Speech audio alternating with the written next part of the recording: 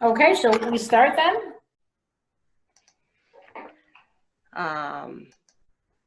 Sure.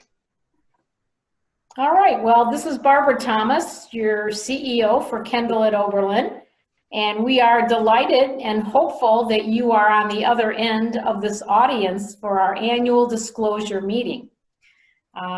We are having a few challenges. We are doing this as a webinar, so you would not see yourselves as part of a Zoom audience if you're actually viewing the Zoom. Many of you are probably observing through the KAO channel.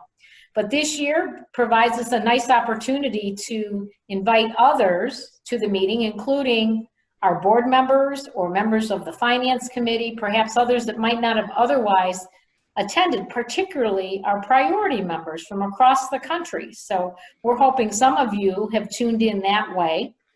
And I would like to just reference, if you are a board member or finance committee member or audit and compliance member, if you would so note you are on this in the chat.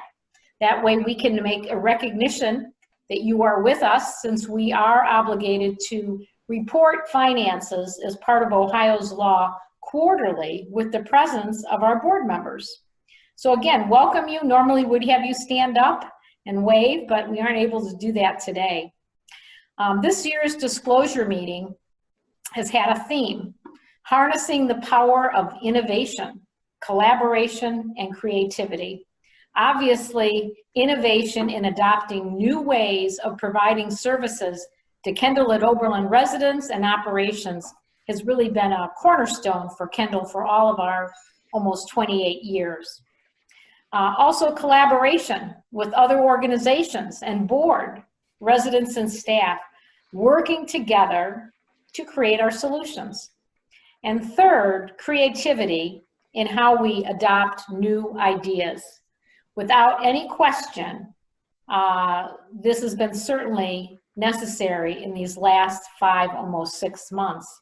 I'm going to just pause for a minute because we're hearing that our KAO TV is not giving a clear picture on 9/20.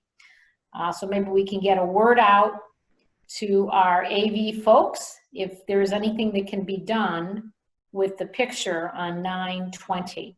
Oh, really? Because Barb Benjamin had said it's working with sound. So let me type an answer to see. What did you find out that there was? It's an unclear picture on 9/20. So it could be something. It could be we have 2 channels going, and another channel might be a little more clear. You might try both channels. Anyway, we certainly have had our headwinds of 2019, and this has certainly represented a hurricane for 2020 and the changes and adaptations that have been necessary. So this year's theme, as I said, harnessing the power of innovation, collaboration, and creativity, has certainly put us to the test. And while most of the financial focus is on the 2019 results, there will be some information on what we had planned for in 2020, which we all know has taken a bit of a turn due to the COVID pandemic. Our ability to be innovative, however, in how we handle the day-to-day operations and how we collaborate together, even using Zoom as today, and now expanded uses of technology, thinking creatively, has really been our mantra through 2020. Okay, Barb, I'm getting here some Q&A that the picture and sound is good from different folks. So it looks like we're okay, so let's just continue and hope that it may be certain TVs in certain areas. We'll continue to look for feedback on that. And just as we're pausing here for a second, we do have a couple of priority list members on, Nancy Russell and Jesse Carlock. So welcome. Glad that you were able to connect in. Fantastic. All right, well, we understand that you're listening, but you have no video control, so we hope the narration will be decent. Okay. So today, just as a reminder, Ohio does not have a requirement to put out such a disclosure statement, but this has always been our practice, and I feel pretty confident saying we're the only Kendall affiliate in Ohio that actually does this annually. And what does it do by providing such a statement? First of all, it's an excellent tool for residents to get an update on the status of key financial information. And second, hey, we use it as a communication tool. We actually order paper copies so we can use those through the year, particularly in our marketing of Kendall, as well as the use for priority list members. And as I said, it's voluntary, not required. And we look at it almost like an annual report. It's a great opportunity to share the most updated information. Well, you obviously know that Kendall is a nonprofit organization, and I emphasize that because sometimes I get a question not realizing we are a nonprofit. Usually that's someone from the outside, but even sometimes in governance, as we're talking with people about the consideration to be on the board, they are surprised to learn we're a nonprofit organization. So our intent is to, number one, give you an update on this affiliation that we have with the Kendall Corporation. Realizing as a retirement community, we can become complicated in the way we market with our contracts, so it gives you a chance to understand the model and the contract types, and gives you an up-to-date, not only on the 2019 financials, but where we are currently for the year. It's comprehensive, so we will not necessarily be covering it in its entirety, but we'll highlight those key areas you might be interested in, and then open it up for questions. Also, there will be a time at the end, as I said, for questions, and this has been set up as a webinar, so you'll recognize that you have a chat feature if you are operating under the Zoom at the bottom of your screen, so feel free to submit questions as we go along, and we'll keep an eye on them and certainly catch up with them at the end if we haven't had time. We'll also want to address throughout the presentation key items that we know have been important every year. So doing this every year, we've kind of gotten on to what people are most interested in. So as you by well now realize, we have always been a part of the Kendall Corporation, and we are connected that way through the bylaws. Basically, we have an affiliation agreement. Each Kendall really stands out on its own financially, but are tied with certain provisions of the bylaws. And you can be sure that that has strengthened us as a system. There are certain things, however, that do require approval of the Kendall Corporation. First is election of board members. And actually, I think this may be one of the last year that approval of board members by Kendall Corporation is necessary. That's one of the provisions in our updated system agreement that is being considered to be changed. I don't ever recall we've had anyone that we have recommended for the board that was not approved by Kendall Corporation, but it really is an excellent process for going through the steps to assure that person is appropriate, brings the right expertise, and would not primarily have any conflict of interest that could be a concern to the overall system. There also is the approval necessary should we have any amendments to the bylaws or articles of incorporation, or if we incur debt over a certain amount. And last, if there are any changes in the corporate purposes. So those would be things that we routinely, with Kendall having a quarterly meeting, we would communicate whether we have any changes upcoming.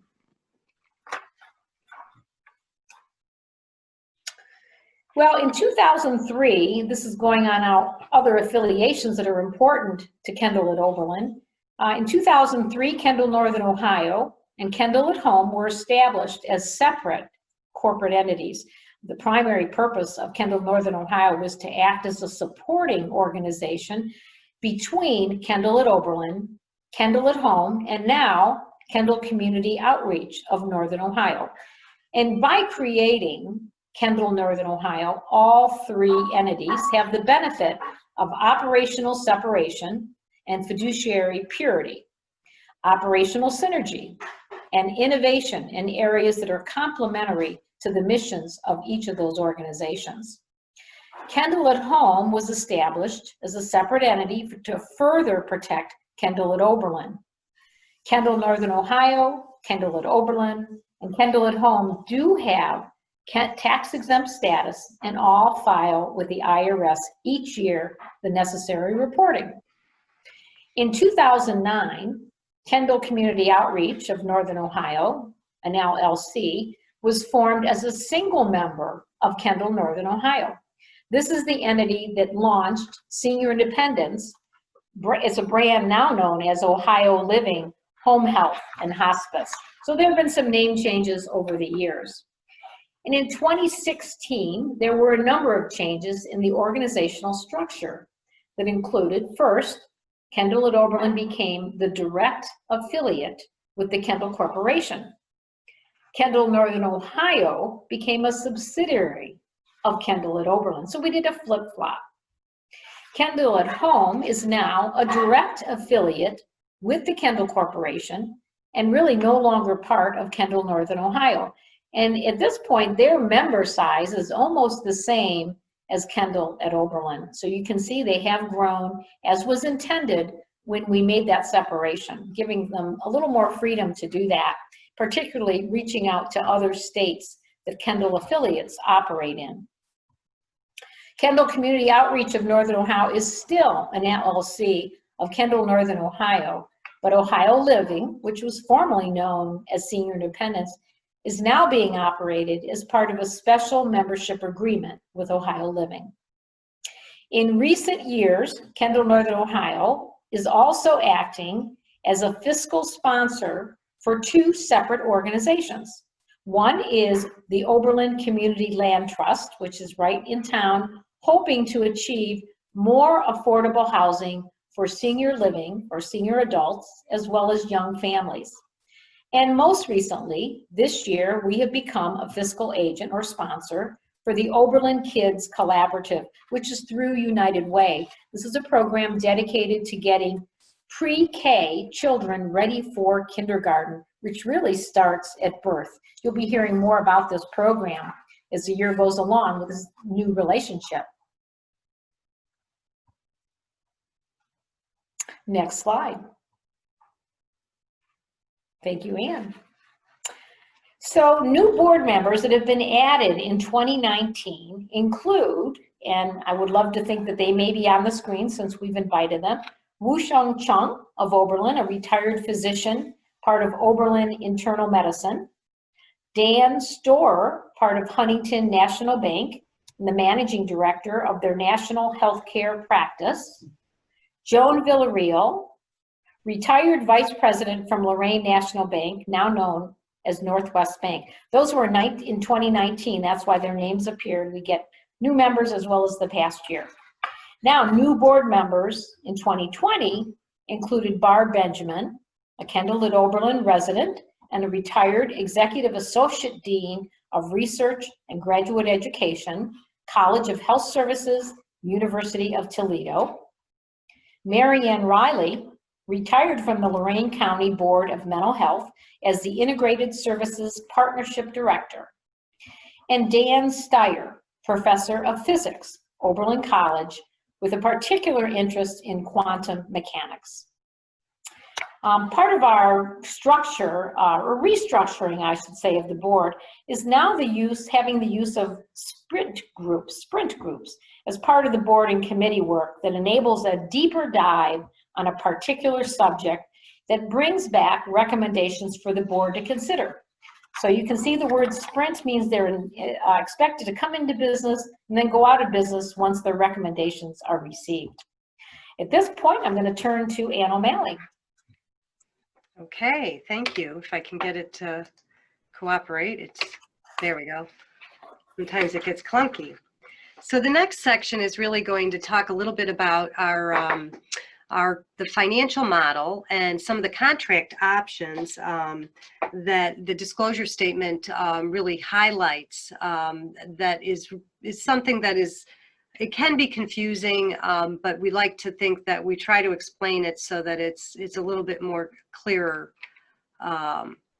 So in terms of the Kendall's financial model, as Barb mentioned, we are a nonprofit. Now, if you think about the different types of senior living communities, you can be a for-profit or a nonprofit. We are definitely a nonprofit.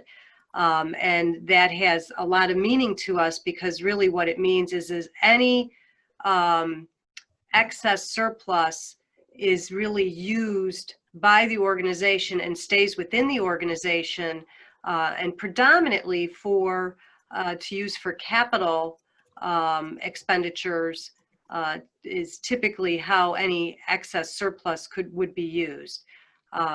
We are considered a single site when we look at the benchmarks, but we do have the benefit of a multi-site because of being part of the Kendall system.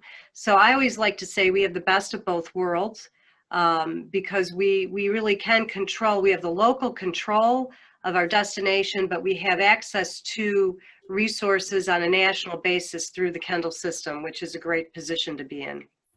We are accredited under the CARF International Accreditation Standards, and we are very proud of that. We have a 5-year accreditation, and we probably be coming up on one soon. I can't remember. I think it was 2017. 22. In 2022, yeah, we will be coming back up for accreditation. But that requires us to do things not just in the year that we get accredited, but throughout that whole entire period. And we like to think of it as really following the best practices within the senior living communities. That is really what we're striving for. And then another key component of our model is really that we really collaborate significantly with residents, obviously, obtain a lot of resident input, and work together on achieving the goals and objectives of the community. And that's one of I think the things that really is a high mark of the Kendall communities, and in particular Kendall at Oberlin. So as Barb mentioned, she was introducing some of the new board members, but we do have residents that sit on our board and have full standing.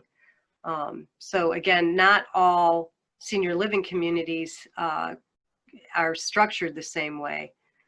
The other thing that is significant for you to be aware of is that one of the CARF accreditation standards talks about really having a comprehensive capital structure policy, which really looks at both sides of the balance sheet, not just the liability and debt management side, but also the asset side. And, how do we maintain and manage endowment funds? Do we have reserve funds that are dedicated for residents' assistance and other matters that are important, such as capital planning? Do we have an investment policy with that has a strategy that's tied back to what the goals and objectives are of the organization? And how is that information shared? So that's what this capital structure policy looks at, and it's something that we work with our finance committee on an annual basis, but then at each committee meeting, we're taking elements of that and going through it in more of a deeper dive. So this past finance committee meeting that we just had in August, we spent a lot of time on the investment portfolio, and really doing some significant discussion around making some changes to the portfolio that we think is prudent. But it was really a significant part of our agenda. So just so you know that that's something that is being taken very seriously, and is a big part of really what the focus of the finance committee and the board is working on. The next couple of slides are really going to talk about the types of contracts, and the contracts really do support the different types of financial models. So Kendall in particular is predominantly a type A community.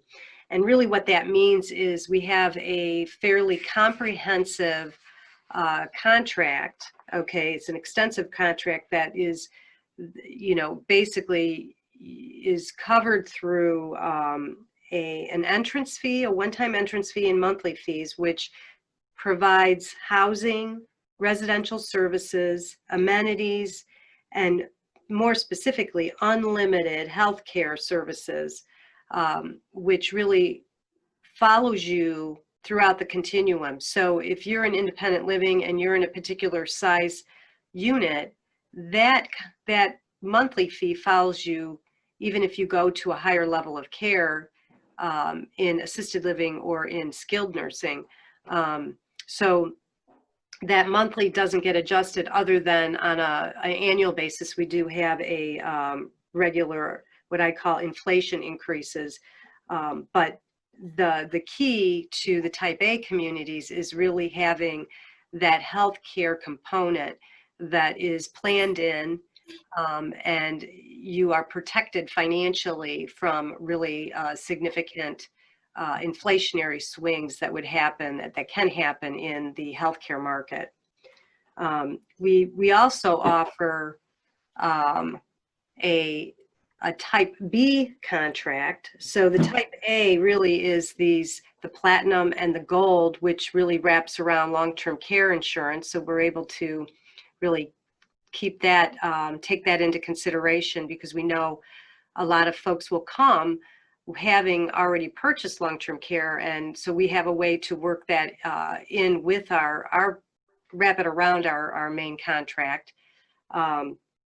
But the other type of contract is really a type B contract, which is we offer the silver contract that really is considered to be a type B, and that's because it's really it's a modified contract, and it has what I'd call limited health care that is offered. So it's a specified amount of health care, and that's the big difference between the silver contract and the platinum and gold contracts. And so what happens is that you have that limited amount of health care for a certain number of days, and then once you have utilized those days, you would be paying a discounted per diem rate as part of your fee arrangement. So it's a little bit different. There's also type C contracts, which are really what I would call fee-for-service arrangements, and type D contracts, which are pure rental agreements. And it's really, in those, it allows you to have housing, but there's no guarantee for any access to health care.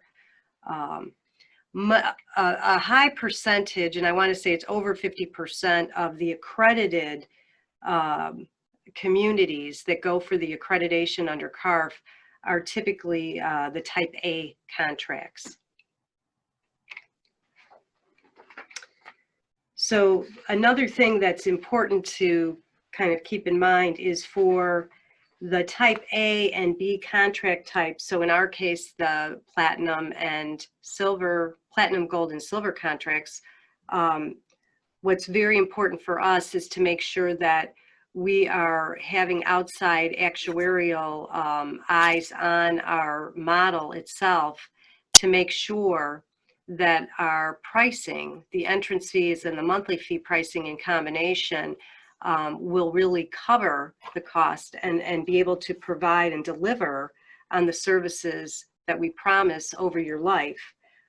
So in a kind of a simple thing is that entrance fees typically are going to cover future healthcare costs, capital costs, and any debt repayments that an organization might have. The monthly fees really should support the day-to-day operations. And again, as I mentioned, that if there's any surplus, those would also go into helping pay for the capital costs.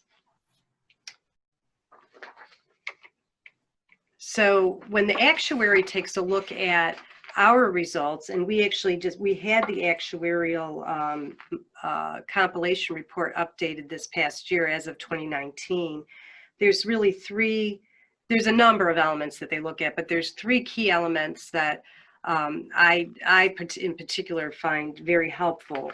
One is the funded status, which really looks at the portion of our liabilities, which would be, if you think about future expenses, and how much of that is covered by assets, which would be the combination of your future monthly fees and reserves.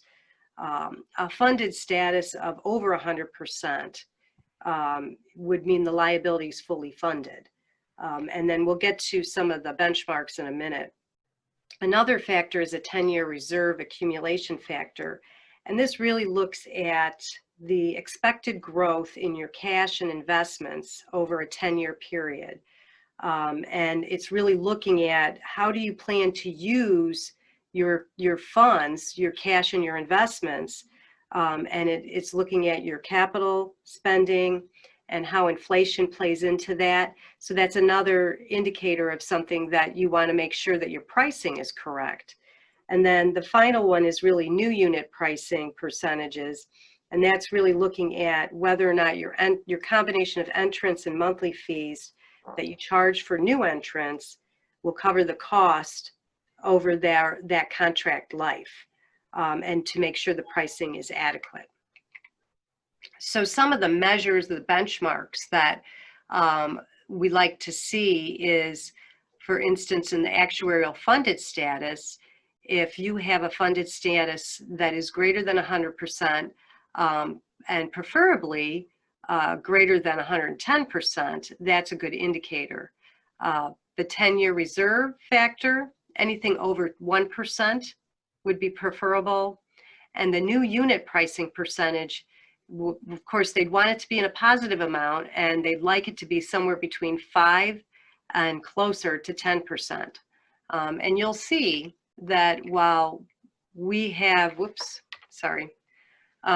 very strong results. I thought I had another slide that actually had the results, but I don't. It's down in my notes. For our funded status, we had, as of 12/31/2019, a funded status of 121.9.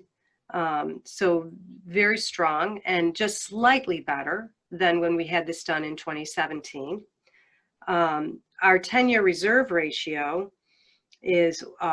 was determined to be 1.35, okay, which we'd like it to be closer to 2.52, but I think because we've had pretty heavy capital spend by reinvesting in our classic cottages, I think that's why that measure has been a little bit less. Still over, though, the 1% level. And then the new unit pricing, this is an area where we've been continuing to focus in on it. We are not at that 5% threshold. We are at about a blended of about 2.5%. And again, it's something we're monitoring very closely, but also have to be cognizant of the fact that, we can't be pricing ourselves out of the market as well. So there's always a happy balance there. But overall, and you can see we're high in some, we're not as high in others, but even with all of that, A.V. Powell, which is our actuary, they gave us an exemplary recognition seal for our overall results, which is the highest level of recognition in the actuarial world. So I think that we got a very good results overall. But always there's still opportunities for us to improve. The other area that we have to pay close attention to is, really looking at how the lenders and underwriters and rating agencies view our financial results. Lenders, from their perspective, they're always looking at, do you have steady improvement over time? Is there consistency in our performance and information? They all really like to see profits or margins from operations and evaluate the organization's liquidity. And then, of course, the lenders and the rating agencies are also looking at how are we able to manage or cover our ongoing long-term debt service requirements. So, in the external world, Kendall at Oberlin really has done very well.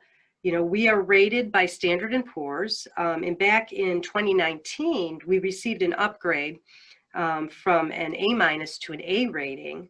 with a stable outlook. And then again in 2020, we had that reaffirmed by Standard & Poor's. So we are an A-rated organization, which is really, really pretty significant. We're, I believe, the only Kendall affiliate that has an A rating, and really part of a select group of life plan communities that have been able to achieve that, which is quite good. And I know that Barb and I were on a call with one of our banks that we deal with, which is Northwest, and they commented on what a good credit Kendall at Oberlin is based on their review of our information. So that was fairly affirming. Hey, Anne. Yes. Anne, pardon me for interrupting. There is a question Sure. related to the actuarial stuff, and it is, can you explain why new unit pricing should be greater than 5%? Oh, sure. The significance of the new unit pricing being greater than 5% is really looking at when you have times like, let's say, a pandemic or a 2018, where, you know, the investment markets and what you've envisioned is, you know, how things are going to perform don't go as planned. Or if you have occupancy issues for a period of time because there's some issue or disruption in the market, that little bit of cushion allows you to weather those times when things aren't performing as planned. And so it really does allows you to have that ability to manage through things. So again, it's just one of the measures, and we do try to manage it and look at that, but very good question. Okay. And I think now, Judy, I'm going to turn it over to you. All righty. Okay. Good afternoon, everyone. We're going to talk a little bit about the 2019 year-end annual audit and financial performance. Anne will get in a little bit into where we're at with 2020, but we're just going to talk about 2019 for now. And as it relates to the disclosure statement, just want to point out that the entire audit, including the footnotes, is included in the disclosure statement, and it's in the back of the book. So there certainly is the auditor's report. There's all of the footnotes, all of the financial statements for the 2019 audit. So if there's anything that you wanted to take another look at, feel free to open up that disclosure statement and take a look. So in 2019, we basically had some areas of focus for Clifton Larson Allen, as well as the finance team here at Kendall. So we did receive a clean opinion from our external auditors, Clifton Larson Allen. And basically there was an emphasis of matter on the change in accounting principles. And basically that really means that we did make a change to the way that we did some accounting as it related to the cash flow statement. So that's why that little extra sentence was tagged onto that opinion. So they did review all of our internal controls, and they found no material weaknesses. They did not provide any management letter comments in writing. They issued a debt compliance letter indicating that we were in compliance with all of our debt covenants. So it was an extremely good outcome for our 2019 audit. And we'll talk about some of the areas. So, you know, we look at, you know, not only with the audit, but with some of our ratios, and for CARF accreditation, we look at liquidity with our days cash on hand. So if we look at having 60 days cash on hand, it really indicates that you're at a very operational level. You don't really have a lot to do anything strategic. You're really operating more on a day-to-day basis. As we get up to the 150-day threshold, there's a little bit more cushion to weather the storm. And once we get over that 350-day threshold, you're really in a position to be able to act strategically. And so Kendall at Oberlin had in 2019 over 1,000 days cash on hand. So certainly we have a lot of strategic areas that we can go into with that strong cash on hand position. There are other key liquidity ratios that are measured by other accredited CCRCs, and Kendall at Oberlin is one of the CCRCs that has a very strong balance sheet. And in the particular area of liquidity, we are in the highest quartile of being compared against other like CCRCs. So, and if we look at the balance sheet, we'll look at our long-term debt, and you can see as we started out on this graph in 2013, that our long-term debt's about 26.8%. And that really was an increase over 2012 due to the 2013 debt refinance that we did, due to the really great interest rates that we got. So we were able to save a lot of money. And as you can see, it starts going down, 2014, 2015, 2016, 2017, a little blip, really that had to do with the 2013 Bs. So that just went up a little bit. And now as we look at 2018, 2019, we're paying down that debt. We do a principal payment once a year, and we do an interest payment twice a year. So we're bringing that down on the balance sheet. And if we look at our debt covenants, so we are required to have a 1.2 ratio. And at the end of 2019, we had a 3.25 ratio, well over what the required ratio was. And that debt service coverage ratio is really impacted by our overall operating surplus and the new entry fees that we take in.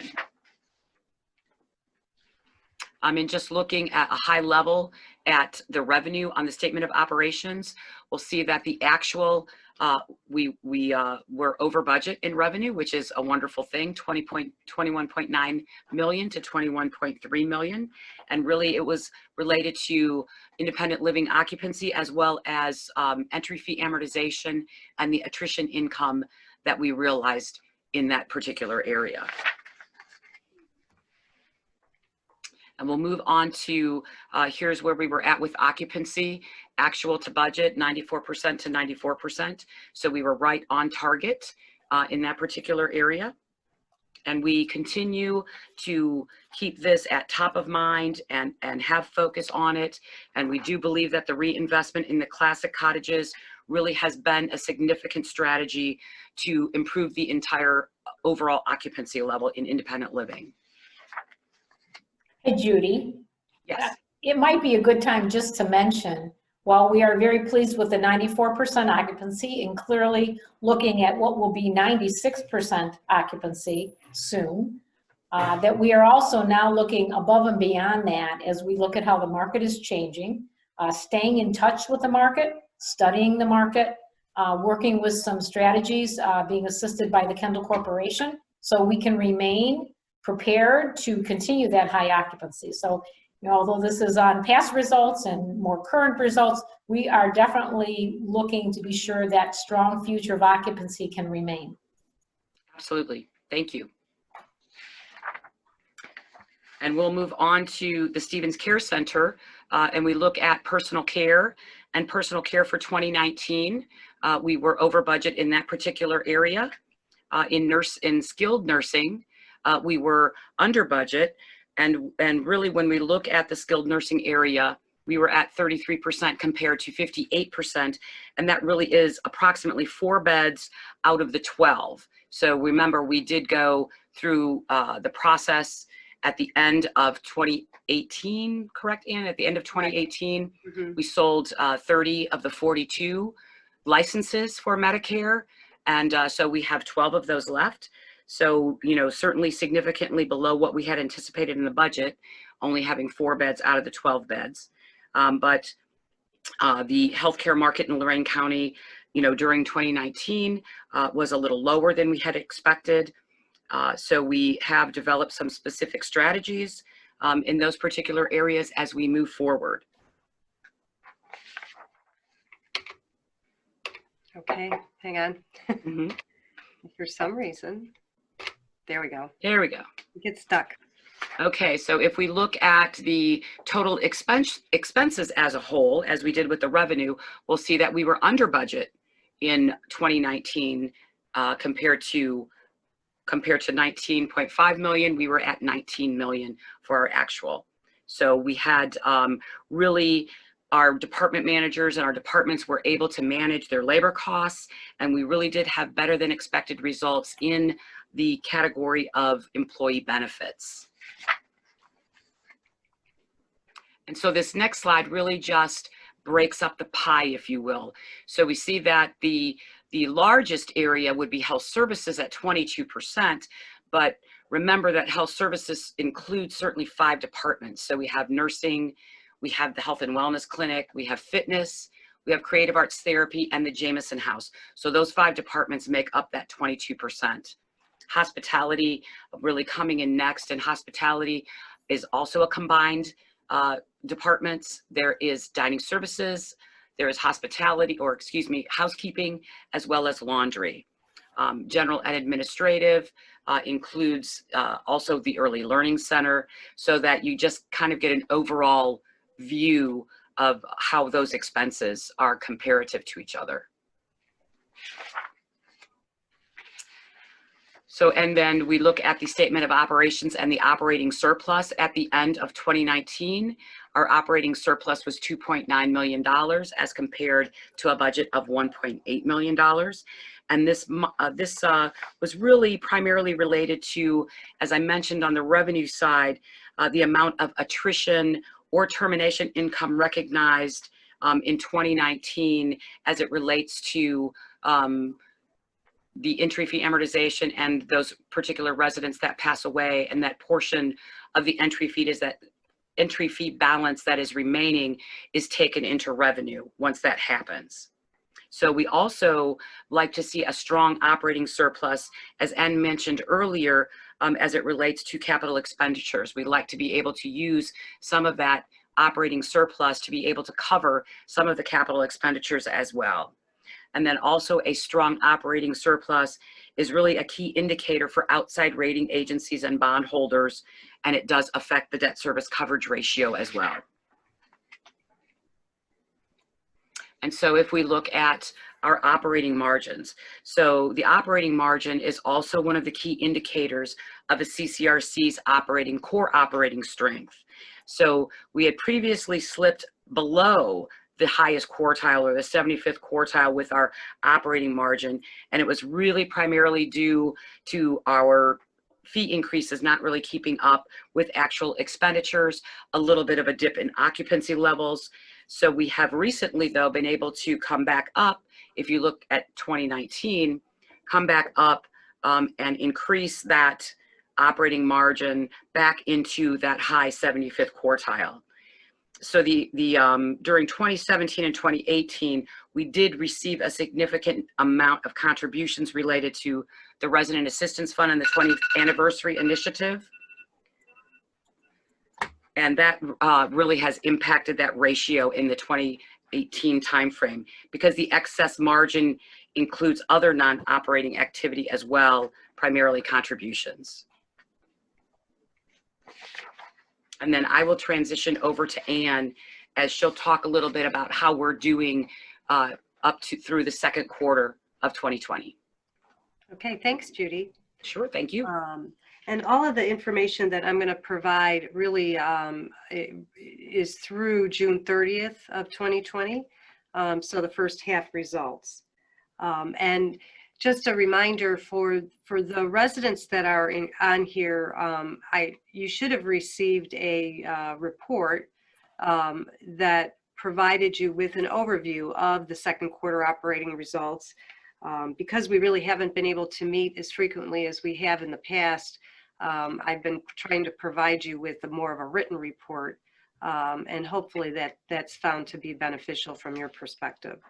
Hey, Ann, pardon me, before you move on, there is a question related to what we previously went over, the pie chart. And it says the pie chart shows real estate taxes as 2% of expenditures. If Kendall is nonprofit, isn't it exempt from taxation, or is some of the real estate subject to taxation? Good question. Yes, while Kendall at Oberlin is a tax-exempt organization, there are a number of our parcels, if you will, that are considered to be, they're not tax-exempt, and we have to pay real estate taxes on those. So it's usually, most of it is related to the independent living cottages and some of the excess land that we have, or open land. Some of the land, we've got it designated that if it's a wetlands, it's a reduced real estate rate. And then there's other parts of the organization that we've been able to achieve tax exempt status on the real estate piece, that it's been deemed to meet the tax exempt requirements for real estate purposes, which is really governed by the state of Ohio. And so that would be our Stevens Care Center, some of the community building spaces that are used for the whole community. Those types of the buildings are exempt from the real estate taxes. And in fact, when we did our expansion, where we did some improvement on our community spaces, and like the education center, we had to apply to get those items considered to be tax exempt, and we were successful in doing that. And then we've currently have an application into the state for the Jameson House expansion, which we're waiting on. It tends to take a while to get that information back. So, And why don't you add how long it took us to get our exemption more recently for the added beds and kind of reorganization there? yeah, I mean, it's that when we did the whole community space enhancement, it was like 18 months at least, could have been even longer. And they said when the county basically advanced the application to the state, that it could take a couple years before they would respond. Now, hopefully it won't be that long, but we just have to be patient. And fortunately, what they will do is, if they grant that as of a point in time, they'll go back and remit us back any real estate taxes that we paid on that property while we were waiting through going through the process. So we aren't going to lose that. But again, it's just, you have to be very patient. Okay. All right. So in terms of the occupancy statistics for as of June 30th, with where we're at right now, we had budgeted to be at about 96%. And on average for the first 6 months, we were at 95. But I would say that as of June 30th, we were definitely at 96, but we have to average it for the whole part of the year. So we ended last year, closer to the 94%. So it's an averaging, but I would say that the thing that is so significant right now is that we have a commitment level of really close to 99%, which is phenomenal. And but we know that we have to be very cautious, and recognizing that when we experienced the 2008 and 2009 downturn, that we didn't feel that downturn in occupancy for a couple of years. So it's kind of a tail that comes in at the back end. And so it's something that we're really paying very close attention to. And that's one of the things Barb mentioned about having participated in a survey to really get a sense of where our priority list members and other friends of Kendall are, to make sure that we can be addressing any concerns they might have as we work our way through this particular situation. But I have to say, we're coming at it in a very strong position, and I'm grateful for that. This also shows you the occupancy percentages for the Stevens Care Center. Again, the personal care, you can see it's gone up. It's at 91%. So that's a very strong, and very, very pleased with those results. The nursing side has been lagging, but really it's a function of the fact that, we've had a pretty hard closure for for a big part of this year. And so not unexpected.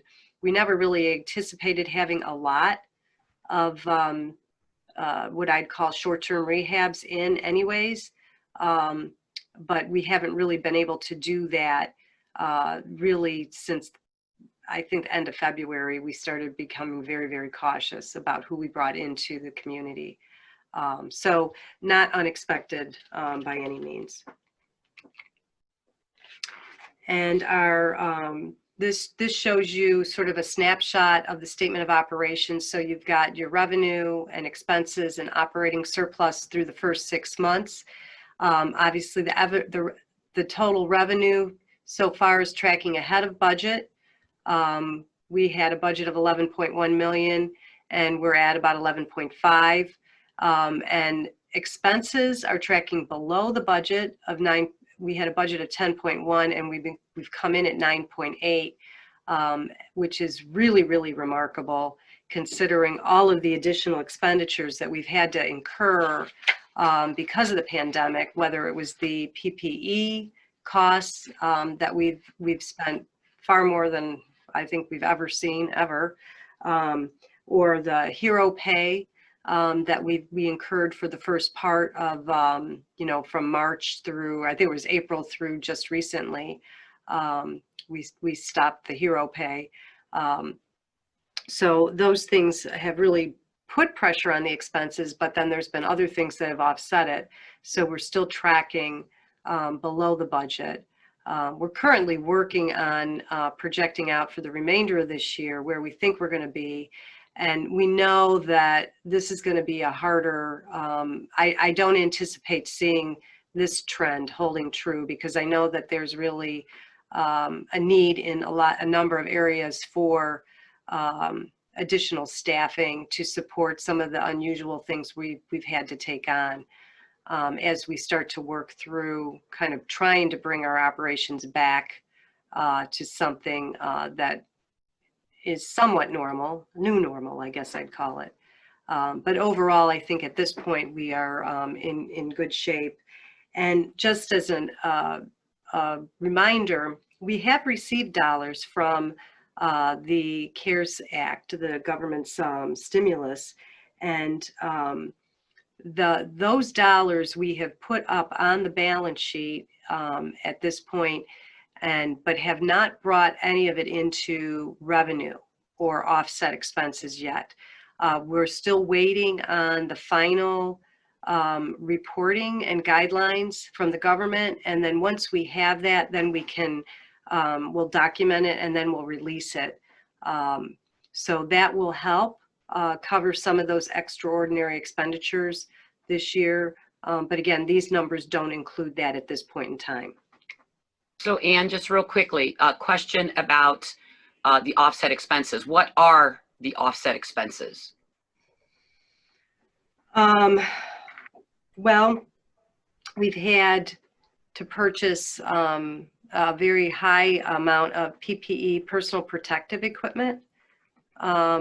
So face masks, gloves, hand covering, sanitation, pretty much your nursing, dining, have had to really spend far more money on that type of supplies, in addition to dining having to really provide a lot of what I call packaging so that they can deliver the meals to everyone every day. Again, that's not something that we would have some of that, but we would certainly, we never bought at this level. Does that hit the question?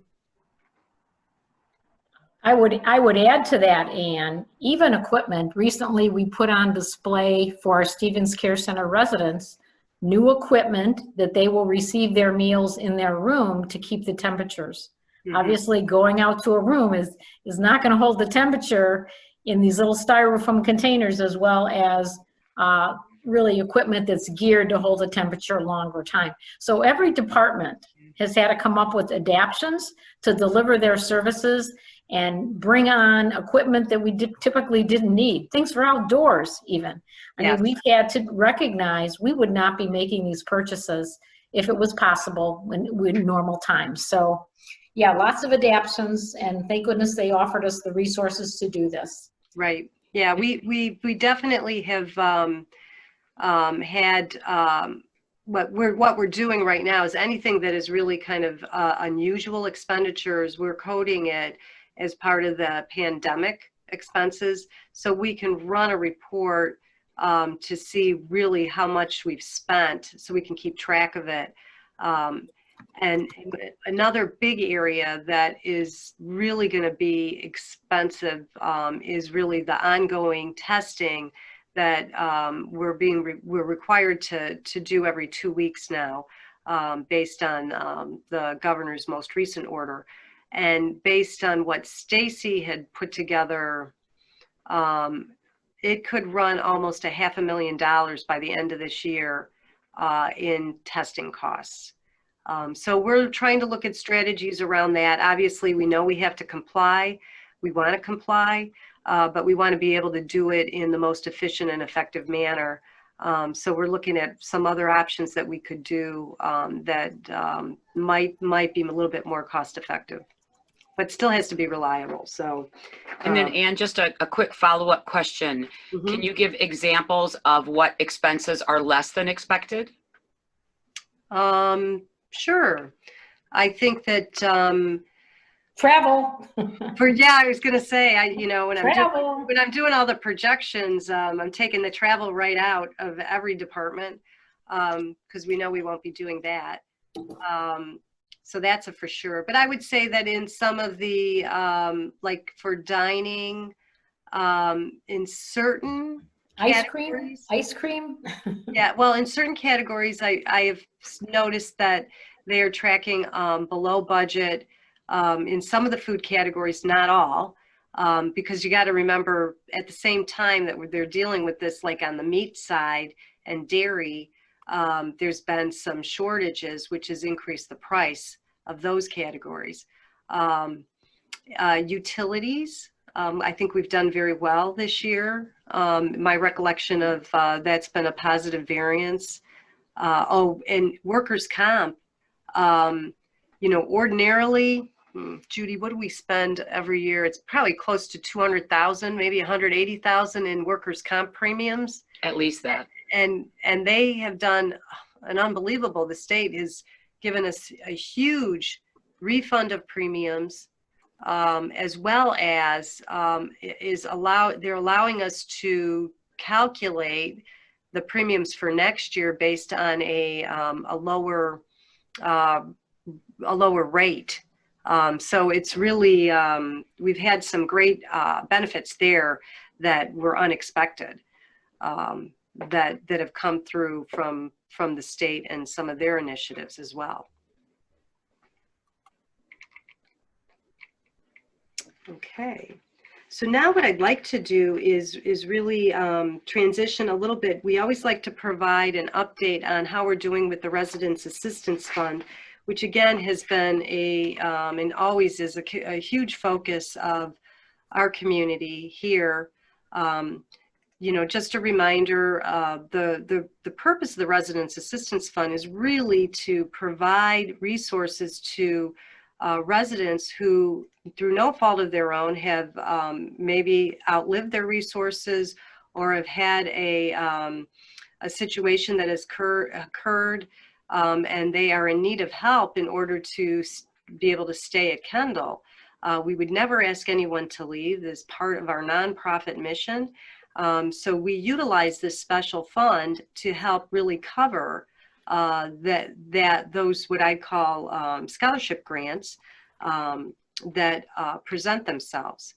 So you can see here that really 20 years ago we started out, we had about 1.2 million in the Residents Assistance Fund, and we've been able to grow that to really close to 7.9 million as of June 30th. And a big jump really came with the 25th anniversary initiative. So as you can see, where it really jumps up, and we had a lot of commitment and a lot of residents step up and really help fund, increase this fund and get it to a level that it'll support our future needs.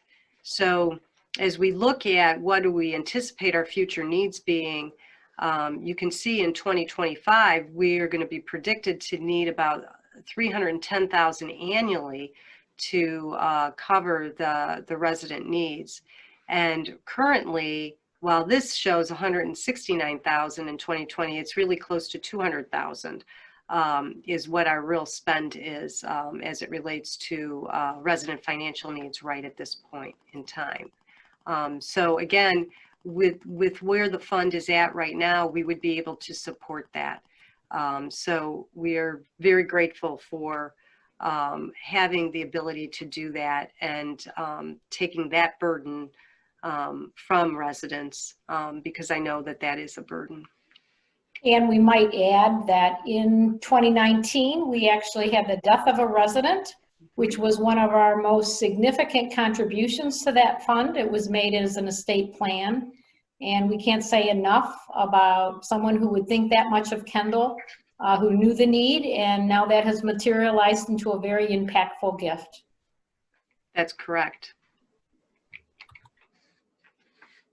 So with that, I guess I'd like to allow for any Q&A, any additional Q&A that people might have. And thank you for taking the time to really learn a little bit more about what's in the disclosure statement booklet, and understand some of the things that we've faced together and continue to face as it relates to the financial position of the community. But we're very happy and pleased to report that, we have been able to work together in a collaborative way to try some creative ideas and utilizing innovation to really get us through what I would say is the most unusual times that I've ever experienced. And I'm sure we all would feel the same way. So thank you. I will open it up for questions. And while you're looking for a question, let me just comment. As I introduced new members that came on in 2019 and then 2020, unique to Kendall, there are not many retirement communities across the country that do elect residents to be on the board. And we've always had up to 20% of our board, which is generally 3 members of the up to 20. But we also have really a 4th member of the board that is an elected person of the Residents Association. And Gary Olin came on in 2019. He's now served 2 full years. What's unusual is there are many retirement communities that just would not have a resident board member at the table, fearing a conflict of interest. But we have conflict of interest statements, and all board members are committed to that. So we're very lucky to not only have 3 resident members selected for their expertise, but also the residents to select a representative of their choice. It tends to be the president of CORA. And so now Gary Olin is in his 2nd year, and we give him a special shout of thanks. He took that job unexpectedly in 2019, hadn't really expected to be in that role, and now has faced what has had to be the most difficult year of resident leadership and has been there all the way. So Gary, if you're listening, an extra shout out to you for the role you've played in partnering and collaborating all this year to get through this. Special thanks. And Barb is right about not every senior living organization has residents active on the board. I know that I do a number of, not this year, but in the past, a number of CARF virtual as a surveyor. I'm a virtual financial surveyor for CARF, and it's not necessarily the norm, or it's in name only. And I would say that our residents are highly valued and come with a lot of knowledge and expertise. And we have one great, situation where we had our resident lead our strategic planning process, Dick Basnick. And, that is, really, when people know that, they are really surprised. And we were so lucky because it was such a great process, because it was really engaging for all. So Ann, there is a question. I would like to hear a little elaboration regarding the C and D contracts. Okay. Well, the C contracts are really your rentals, but C contracts do require an entrance fee, but there is no healthcare included. I believe you have, the C contract would guarantee access to healthcare, but not necessarily, there's no number of days in the contract. I'm looking it up right now. Yeah, it provides you with access to healthcare, but no days included. So you would be able to get healthcare, but you would have to pay the per diem rate or maybe a discounted per diem. The D is really a rental agreement. Then that's no entry, it's just straight monthly, and there's no healthcare, and I think very limited services that the D contract would provide.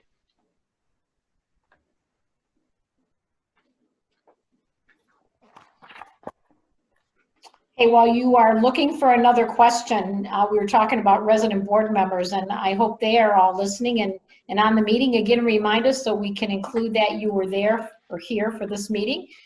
Grace Tompost, Dick Basnick, and Barb Benjamin, as I mentioned, is a new board member this year. So let us know. We're going to record that you were with us today.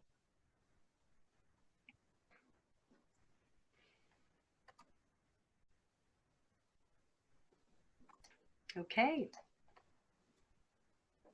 No more questions? No, I think it looks like we're questioned out. Well, it's 5:12. We've kept them just about a little over an hour. That's right. Well, thank you all again for taking the time to participate, and hopefully this wasn't too painful. New process for us, so apologize for any of the kinks. Barb, I'm not sure why I couldn't get your face up. I tried a couple different ways and it didn't work, so sorry. I don't know. Well, let me also say thanks to Judy and Ann, who did obviously some preparation, number one, in just getting us to the point of being able to put out this document. A lot of time goes into planning that, much on Ann's shoulders, and then with the help of Kendall Corp, but most importantly for our results. This is a time you really can appreciate that we have been able to weather changes in the market, and that is really the long-term goal, that we don't have such strategic directions change because of something totally unexpected. We plan for those things that are unexpected, not even knowing what they are. So special thanks to your team and the residents again for being interested to show up, have your questions, and know that we're here for you through this difficult time. We greatly appreciate your support. With that, I think we can close.